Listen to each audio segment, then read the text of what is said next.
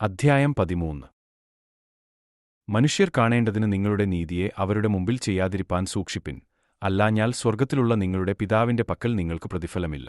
ആകയാൽ ഭിക്ഷ കൊടുക്കുമ്പോൾ മനുഷ്യരാൽ മാനം ലഭിപ്പാൻ പള്ളികളിലും വീഥികളിലും കപടഭക്തിക്കാർ ചെയ്യുന്നതുപോലെ നിന്റെ മുമ്പിൽ കാഹളം ഊതിക്കരുത്, അവർക്ക് പ്രതിഫലം കിട്ടിപ്പോയി എന്നു ഞാൻ സത്യമായിട്ട് നിങ്ങളോട് പറയുന്നു. നീയോ ഭിക്ഷ കൊടുക്കുമ്പോൾ നിന്റെ ഭിക്ഷ രഹസ്യത്തിലായിരിക്കേണ്ടതിന് വലങ്കൈ ചെയ്യുന്നത് എന്ത് എന്ന് ഇടങ്കൈ അറിയരുത്. രഹസ്യത്തിൽ കാണുന്ന നിന്റെ പിതാവ് നിനക്ക് പ്രതിഫലം തരും. നിങ്ങൾ പ്രാർത്ഥിക്കുമ്പോൾ കപടഭക്തിക്കാരെപ്പോലെ ആകരുത്. അവർ മനുഷ്യർക്കു വിളങ്ങേണ്ടതിന് പള്ളികളിലും തെരുക്കോണുകളിലും നിന്നുകൊണ്ട് പ്രാർത്ഥിപ്പാൻ ഇഷ്ടപ്പെടുന്നു, അവർക്ക് പ്രതിഫലം കിട്ടിപ്പോയി എന്നു ഞാൻ സത്യമായിട്ട് നിങ്ങളോട് പറയുന്നു. നീയോ പ്രാർത്ഥിക്കുമ്പോൾ അറയിൽ കടന്നു വാതിൽ അടച്ചു രഹസ്യത്തിലുള്ള നിന്റെ പിതാവിനോട് പ്രാർത്ഥിക്ക. രഹസ്യത്തിൽ കാണുന്ന നിന്റെ പിതാവ് നിനക്ക് പ്രതിഫലം തരും. ഉപവസിക്കുമ്പോൾ നിങ്ങൾ കപടഭക്തിക്കാരെപ്പോലെ വാടിയ മുഖം കാണിക്കരുത്. അവർ ഉപവസിക്കുന്നത് മനുഷ്യർക്കു വിളങ്ങേണ്ടതിന് മുഖം വിരൂപമാക്കുന്നു, അവർക്ക് പ്രതിഫലം കിട്ടിപ്പോയി എന്നു ഞാൻ സത്യമായിട്ട് നിങ്ങളോട് പറയുന്നു. നീയോ ഉപവസിക്കുമ്പോൾ നിന്റെ ഉപവാസം മനുഷ്യർക്കല്ല, രഹസ്യത്തിലുള്ള നിന്റെ പിതാവിന് വിളങ്ങേണ്ടതിന് തലയിൽ എണ്ണ തേച്ചു മുഖം കഴുകുക. രഹസ്യത്തിൽ കാണുന്ന നിന്റെ പിതാവ് നിനക്ക് പ്രതിഫലം നൽകും. പ്രാർത്ഥിക്കയിൽ നിങ്ങൾ ജാതികളെപ്പോലെ ജൽപ്പനം ചെയ്യരുത്, അതിഭാഷണത്താൽ ഉത്തരം കിട്ടും എന്നല്ലോ അവർക്ക് തോന്നുന്നത്. അവരോട് തുല്യരാകരുത്. നിങ്ങൾക്ക് ആവശ്യമുള്ളത് ഇന്നതെന്ന് നിങ്ങൾ യാചിക്കും മുമ്പേ നിങ്ങളുടെ പിതാവ് അറിയുന്നുവല്ലോ. നിങ്ങൾ ഇവൊന്നും പ്രാർത്ഥിപ്പിൻ: സ്വർഗ്ഗസ്ഥനായ ഞങ്ങളുടെ പിതാവേ, നിന്റെ നാമം വിശുദ്ധീകരിക്കപ്പെടേണമേ, നിന്റെ രാജ്യം വരേണമേ, നിന്റെ ഇഷ്ടം സ്വർഗ്ഗത്തിലെപ്പോലെ ഭൂമിയിലും ആകേണമേ. ഞങ്ങൾക്ക് ആവശ്യമുള്ള ആഹാരം ഇന്നു തരേണമേ. ഞങ്ങളുടെ കടക്കാരോട് ഞങ്ങൾ ക്ഷമിച്ചിരിക്കുന്നതുപോലെ ഞങ്ങളുടെ കടങ്ങളെ ഞങ്ങളോടും ക്ഷമിക്കേണമേ. ഞങ്ങളെ പരീക്ഷയിൽ കടത്താതെ ദുഷ്ടങ്കൽ നിന്നു ഞങ്ങളെ വിടുവിക്കേണമേ. രാജ്യവും ശക്തിയും മഹത്വവും എന്നേക്കും നിനക്കുള്ളതല്ലോ. നിങ്ങൾ മനുഷ്യരോട് അവരുടെ പിഴകളെ ക്ഷമിച്ചാൽ സ്വർഗ്ഗസ്ഥനായ നിങ്ങളുടെ പിതാവ് നിങ്ങളോടും ക്ഷമിക്കും.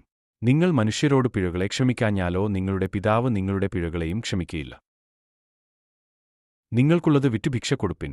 കള്ളൻ അടുക്കുകയോ പുഴുക്കെടുക്കുകയോ ചെയ്യാത്ത സ്വർഗ്ഗത്തിൽ പഴുകിപ്പോകാത്ത മടിശീലകളും തീർന്നുപോകാത്ത നിക്ഷേപവും നിങ്ങൾക്ക് ഉണ്ടാക്കിക്കൊള്ളുവിൻ. പുഴുവും തുരുമ്പും കെടുക്കുകയും കള്ളന്മാർ തുറന്നു മോഷ്ടിക്കുകയും ചെയ്യുന്ന ഈ ഭൂമിയിൽ നിങ്ങൾ നിക്ഷേപം സ്വരൂപിക്കരുത്. നിന്റെ നിക്ഷേപം ഉള്ളയിടത്തു നിന്റെ ഹൃദയവും ഇരിക്കും.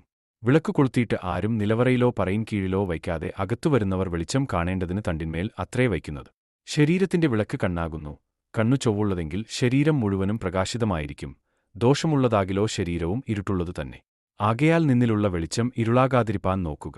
നിന്റെ ശരീരം അന്ധകാരമുള്ള അംശം ഒട്ടുമില്ലാതെ മുഴുവനും പ്രകാശിതമായിരുന്നാൽ വിളക്ക് തിളക്കം കൊണ്ടു നിന്നെ പ്രകാശിപ്പിക്കും പോലെ അശേഷം പ്രകാശിതമായിരിക്കും.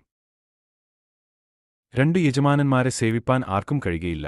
അങ്ങനെ ചെയ്താൽ ഒരുത്തനെ പകച്ചു മറ്റവനെ സ്നേഹിക്കും, അല്ലെങ്കിൽ ഒരുത്തനോട് പറ്റിച്ചേർന്ന് മറ്റവനെ നിരസിക്കും. നിങ്ങൾക്കു ദൈവത്തെയും മാമ്മോനെയും സേവിപ്പാൻ കഴിയുകയില്ല. അതുകൊണ്ടു ഞാൻ നിങ്ങളോട് പറയുന്നത്, എന്തു തിന്നും എന്തു കുടിക്കും എന്നു നിങ്ങളുടെ ജീവനായിക്കൊണ്ടും എന്തു ഉടുക്കും എന്നു ശരീരത്തിനായിക്കൊണ്ടും വിചാരപ്പെടരുത്. ആഹാരത്തെക്കാൾ ജീവനും ഉടുപ്പിനേക്കാൾ ശരീരവും വലുതല്ലയോ? ആകാശത്തിലെ പറവകളെ നോക്കുവിൻ. അവ വിതയ്ക്കുന്നില്ല, കൊയ്യുന്നില്ല, കളപ്പുരയിൽ കൂട്ടിവയ്ക്കുന്നതുമില്ല. എങ്കിലും സ്വർഗ്ഗസ്ഥനായ നിങ്ങളുടെ പിതാവ് അവയെ പുലർത്തുന്നു. അവയേക്കാൾ നിങ്ങൾ ഏറ്റവും വിശേഷതയുള്ളവരല്ലയോ? വിചാരപ്പെടുന്നതിനാൽ തന്റെ നീളത്തോട് ഒരു മുഴം കൂട്ടുവാൻ നിങ്ങളിൽ ആർക്കു കഴിയും? ആകയാൽ ഏറ്റവും ചെറിയതിനു പോലും നിങ്ങൾ പോരാത്തവർ എങ്കിൽ ശേഷമുള്ളതിനെക്കുറിച്ച് വിചാരപ്പെടുന്നത് എന്ത്? ഉടുപ്പിനെക്കുറിച്ച് വിചാരപ്പെടുന്നതും എന്ത്? വയലിലെ താമര എങ്ങനെ വളരുന്നു എന്നു നിരൂപിപ്പിൻ. അവ അധ്വാനിക്കുന്നില്ല, നൂൽക്കുന്നതുമില്ല. എന്നാൽ ശലോമോൻ പോലും തന്റെ സർവ്വമഹത്വത്തിലും ഇവയിൽ ഒന്നിനോളം ചമഞ്ഞിരുന്നില്ല എന്ന് ഞാൻ നിങ്ങളോട് പറയുന്നു. ഇന്നുള്ളതും നാളെ അടുപ്പിൽ ഇടുന്നതുമായ വയലിലെ പുല്ലിനെ ദൈവം ഇങ്ങനെ ചമയിക്കുന്നു എങ്കിൽ അല്പവിശ്വാസികളെ, നിങ്ങളെ എത്ര അധികം!